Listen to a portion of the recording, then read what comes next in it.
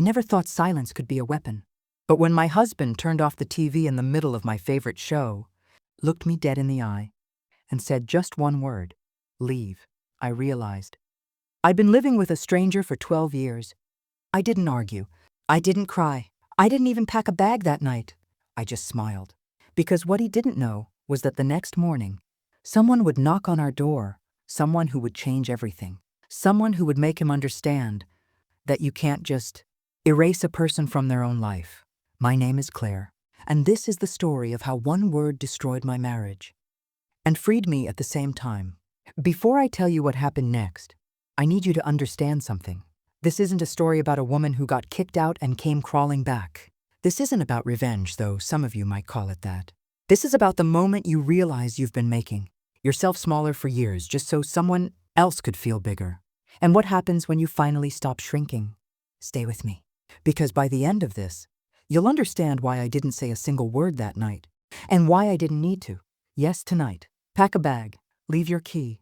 I'll have the locks changed tomorrow anyway. And that's when I understood. This wasn't a fight. This wasn't a rough patch. This was an ambush. He'd already decided, already planned, already written me out of the story we'd been writing together for 12 years. So I stood up, set down my plate, looked him directly in the eye, and I said nothing. I walked past him, grabbed my purse and phone, and left. I didn't pack a bag, didn't take anything but what I'd walked in with, because I knew something Marcus didn't. I knew that by tomorrow morning, he'd realize exactly what he'd just done. I need to back up, because you're probably wondering how we got here. How a marriage that started with white dresses and champagne ended with leave and a silent exit. I met Marcus when I was 26. I'd just finished my teaching credential and landed my first real classroom job. I was optimistic, idealistic. I believed in love the way children believe in magic, completely without question. Marcus was 29, charming, ambitious. He had this way of making you feel like you were the only person in the room. When he focused on you, it was intoxicating. We met at a mutual friend's wedding. He asked me to dance. We talked until 2 in the morning. He called me the next day, then the day after that, then every day for 3 weeks until I agreed to a proper date. He was persistent, romantic. He brought me flowers, left notes on my car, showed up at my classroom with coffee before school started. Everyone said I was lucky. He's such a catch, my mother said. Don't let this one get away. So I didn't. We got engaged after a year, married 6 months later, bought a house in the suburbs with a mortgage that terrified me, but Marcus insisted we could afford. And for the first 3 years, it was good, really good. But then small things started to change. He stopped asking about my day, started talking over me at dinner parties, made jokes about my salary. Claire teaches elementary school, so basically, I'm the breadwinner that everyone laughed at but made me feel invisible. He started criticizing little things at first. You're wearing that? You really think that color looks good on you? Maybe you should skip dessert. I told myself he was stressed, that his job was demanding, that marriage was hard work and I needed to be patient. I made myself smaller, quieter, less demanding. I stopped buying clothes I liked, stopped suggesting restaurants, stopped talking about my students because Marcus would zone out within 30 seconds. I became a supporting character in my own life. And the worst part? I didn't even realize it was happening. Not until that Tuesday night when he shut off my TV and told me to leave. That's when I finally saw it clearly. I'd been erasing myself piece by piece, trying to be the wife he wanted instead of the person I actually was. I drove to my sister's house that night. Jenna lived 20 minutes away in a cramped apartment with her girlfriend, Amy. She opened the door in pajamas, took one look at my face, and pulled me inside without asking a single question. Amy made tea. Jenna made up the couch. And I sat there, numb, trying to process what had just happened. He kicked you out? Jenna finally asked, her voice tight with fury. I nodded. That house is half yours, Claire. He can't just... I know, I interrupted quietly. I know. Amy sat down beside me. What are you going to do? That was the question, wasn't it? What was I going to do? I could go back, apologize for whatever imaginary crime Marcus had invented, beg him to let me stay in my own home. Or I could do something else. I pulled out my phone and opened my contacts, scrolled down to a name I hadn't called in months. Leonard Briggs, attorney at law. Leonard had handled the closing on our house. He'd been professional, thorough, and most importantly, had given me his card and said, "If you ever need anything, don't hesitate to call."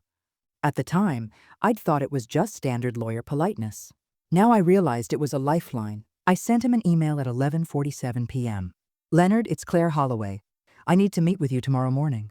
It's urgent, regarding my marriage and property rights." He responded at 6:13 a.m. "My office, 9 a.m. I'll clear my schedule." Leonard's office was in a modest building downtown, the kind of place that didn't try to impress you with marble floors or expensive art, just solid, reliable, competent. He was in his late 50s, with gray hair and the kind eyes of someone who'd seen every variety of human mess and still believed in helping people through it. I told him everything. The 12 years, the slow erosion, the leave, the locks he planned to change. Leonard listened without interrupting. When I finished, he leaned back in his chair and sighed. "Claire, I'm going to ask you something, and I need you to be honest. Do you want to save this marriage?" I opened my mouth to give the automatic answer, the one women are trained to give. "Of course. Marriage is work. We just need counseling. We can fix this." But the words wouldn't come, because the truth was simpler and more terrifying. "No," I whispered. "I don't." Leonard nodded like he'd expected that answer. "Good, because here's what you need to understand. That house, it's marital property, community property state. Doesn't matter whose name is on the mortgage. You have every legal right to be there. He said he's changing the locks. He can't. If he does, that's illegal. You call the police, they'll force him to let you back in. But here's what I suggest." He pulled out a legal pad and started writing. "We file for legal separation immediately. We get a temporary restraining order preventing him from changing locks, removing your belongings, or interfering with your access to the house. We document everything, the verbal eviction, the threats, all of it. And then we go after him for emotional distress and breach of marital conduct." My head was spinning. "I didn't know you could do that." "Most people don't, but Claire, your husband just illegally evicted you from your own home. He's violated your rights, and the law is on your side." He looked at me seriously. "I can have the paperwork filed by this afternoon. And tomorrow morning, I can personally serve him with the notice. He'll open the door expecting his coffee, and instead, he'll get me. How does that sound?" For the first time in 12 years, I felt powerful. "That sounds perfect." The next morning, I stood on Jenna's balcony with my coffee, watching the sun come up. My phone buzzed at 8:47 a.m. "Leonard, en route to your address. Should arrive at 9:15. You want to be there?" I thought about it.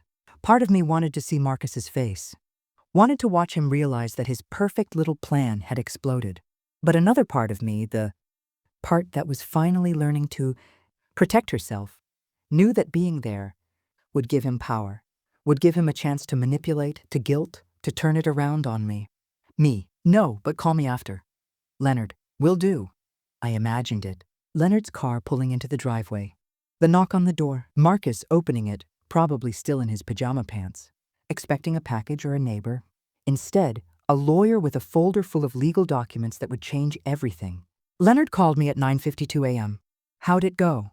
I asked, my voice steadier than I expected. Leonard chuckled. Let's just say he was surprised. He tried to shut the door on me. I told him that wouldn't stop the legal process and he might want to actually read the papers. What did he say? He said, and I quote, "This is ridiculous. She walked out on her own. I didn't kick her out." So I reminded him that you have witnesses to his verbal eviction and that his statement about changing the locks was documented in your email to me last night. I could picture Marcus's face. The disbelief, the anger, the dawning realization that he'd underestimated me. He said he wants to talk to you. I'm sure he does. Claire, you don't have to. In fact, I'd recommend all communication go through me from this point forward. That's what I want. Good, because he's going to try to downplay this. He's going to say you're overreacting, that it was just a fight, that you're blowing it out of proportion. Don't let him. I won't. One more thing. I scheduled a hearing for next week to formalize the separation, agreement and temporary living, arrangements. Until then, you have every right to return to that house. Do you want to? Did I want to go back? To walk through that door and face the man who'd erased me with one word? Yes, I said. But not alone. I'll arrange for a police escort. Tomorrow at noon. You'll go in, collect your essentials, and establish your presence. He can't stop you. The next day, I stood outside my own house with a police officer named Rodriguez and my sister Jenna. Leonard was there too, briefcase in hand, calm as ever. Marcus's car was in the driveway. Officer Rodriguez knocked. "Police, open up, please." I heard footsteps. The door swung open. Marcus looked haggard, unshaven, confused. "What's going on?" "Mr. Holloway, I'm Officer Rodriguez. Your wife has legal right to access this property. We're here to ensure she can collect her belongings without interference.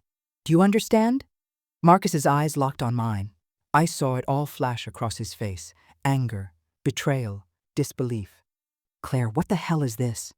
I didn't answer. Leonard stepped forward. "Mr. Holloway, as we discussed yesterday, this is a legal matter now. Mrs. Holloway has every right to be here. I suggest you step aside." Marcus looked like he wanted to argue. His jaw clenched. His fists balled up at his sides. But he stepped back. We walked in. I went straight to our bedroom, my bedroom, and started packing.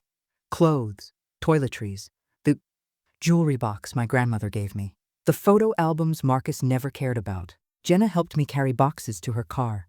Leonard stayed in the living room with Marcus, making sure he didn't try anything. I heard Marcus's voice from the hallway. "This is insane, Claire. You're destroying our marriage over one argument." I stopped, turned around, walked back into the living room. And finally I spoke. "One argument?" I repeated softly. "Marcus, you told me to leave. You said I was taking up space. You planned to change the locks and erase me from this house like I was never here. I was upset. You were cruel. And you know what? I don't think you were upset. I think you were showing me exactly how you felt for years. You just finally said it out loud." He stared at me. "You're really doing this?" "Yes, I am." "You'll regret this." I smiled, not a happy smile. A sad, knowing smile. "No, Marcus, I don't think I will." The divorce took 6 months to finalize. Marcus fought me on everything, the house, the savings, even the furniture. He hired a lawyer who tried to paint me as vindictive, emotional, unstable. But Leonard was better. We had documentation, witnesses, a clear timeline of events. And most importantly, we had the truth. In the end, the judge ruled in my favor. I got the house, half the savings, and a settlement for emotional distress that made Marcus's lawyer actually gasped when the number was announced. Marcus moved out on a cold day in March. I wasn't there to see it. Jenna was, though. She sent me a photo of the moving truck pulling away with the caption, "Good riddance." I spent the next month repainting, rearranging, erasing every trace of the man who tried to erase me. I bought a bigger TV, put it right in the center of the living room, and I watched whatever the hell I wanted. So what did I learn from all of this? I learned that silence can be strength, that sometimes the most powerful thing you can do is refuse to engage with someone who's trying to diminish you. I learned that the people who truly love you will never ask you to make yourself smaller. They'll celebrate your bigness, your loudness, your whole complicated, messy existence. I learned that you don't owe anyone your presence in their life, not even your husband, if they treat that presence like a burden instead of a gift. And I learned that when someone tells you to leave, sometimes the best response isn't to fight to stay. It's to walk out the door and build something better without them. Marcus thought he was punishing me that Tuesday night, thought he was asserting control, putting me in my place, teaching me a lesson. But what he actually did was set me free. If you're in a situation where someone is making you feel small, invisible, or like you're taking up space, I want you to hear this. You are not too much. You are not a burden. You are not lucky to be tolerated. You deserve people in your life who see you, really see you, who celebrate you instead of diminishing you. And if you don't have those people right now, start with yourself. See yourself. Celebrate yourself. Choose yourself. Because the moment you do, everything changes. Drop a comment and tell me, have you ever had a moment where you realized you needed to choose yourself? What happened? I read every single one, and I promise your story matters. Thank you for being here, for listening, for letting me share Claire's story, my story. I share these experiences not because they're easy to talk about, but because I know someone out there needs to hear them, needs to know they're not alone, needs permission to choose themselves. So if that's you today, consider this your permission. You're allowed to leave. You're allowed to fight back. You're allowed to take up space. I'll see you in the next one. Take care of yourselves, and remember, you're worth fighting for.